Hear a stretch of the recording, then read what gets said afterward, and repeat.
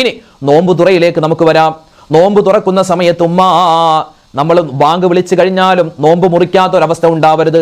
നോമ്പ് മുറിക്കേണ്ടത് ഒന്നുകിൽ ഈത്തപ്പഴം കൊണ്ടോ കാരക്ക കൊണ്ടോ അല്ലെങ്കിൽ ഒരു ഗ്ലാസ് പച്ച സാധാരണ വെള്ളം കുടിച്ചുകൊണ്ടോ ആണ്.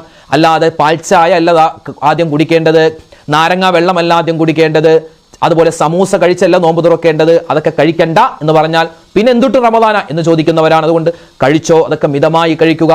ചായ, ജ്യൂസ്, നാരങ്ങാ വെള്ളം ഒക്കെ കുടിക്കുന്നത് കൊള്ളാം. അതിലുള്ള പഞ്ചസാരയുടെ അളവൊന്ന് കുറക്കണേ. ഭയങ്കര പഞ്ചസാര ഇട്ട് ഇങ്ങനെ കലക്കി കൊടുക്കരുതേ, അത് ശരീരത്തിന് ഭയങ്കര കേടാണ്. ഡോക്ടർമാരെല്ലാം ഇന്നതിനെ എതിർക്കുകയാണ്.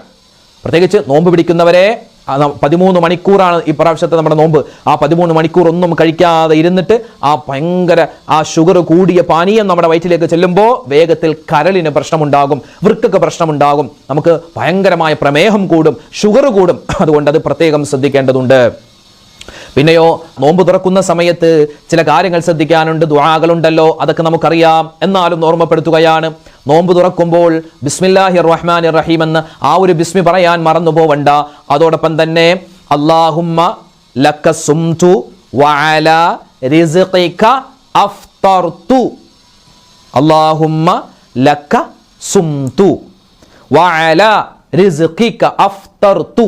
ഇത് നോമ്പ് തുറക്കുമ്പോൾ ഉള്ള ദുആയാണ്. അല്ലാഹുവേ, നിനക്ക് വേണ്ടി ഞാൻ നോമ്പ് പിടിച്ചു. അല്ലാഹുവേ, നീ തന്ന ഭക്ഷണം കൊണ്ട് ഞാൻ ഇതാ നോമ്പ് തുറക്കുകയാണ്. അത് കഴിഞ്ഞ് മറ്റൊരു ദുആയുണ്ട്, ദഹബല്ലമഉ വബ്തല്ലത്തിൽ ഉറൂഖു വസബതൽ അജ്റു ഇൻഷാ അല്ലാഹ്. ഈ ദുആയുമുണ്ട്. അറിയാവുമെങ്കിൽ അത് പറയുക, ഇല്ലെങ്കിൽ ഈ ഒരു ദുആ തന്നെ പറഞ്ഞാൽ മതി. ഏത്?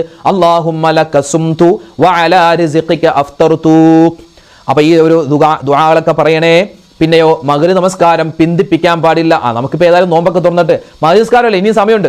അപ്പോൾ അങ്ങനെ അടിച്ച് നല്ലപോലെ ബിരിയാണി മന്തിയൊക്കെ അടിച്ചടിച്ചടിച്ച് അവസാനം വയറിങ്ങനെ വീർത്ത് അതോ എങ്ങനെയെങ്കിലും നിസ്കരിക്കണം, എങ്ങനെയെങ്കിലും ഒരു നിസ്കാരമാക്കി കൂട്ടുന്നൊരു അവസ്ഥ ഉണ്ടാവാൻ പാടില്ല.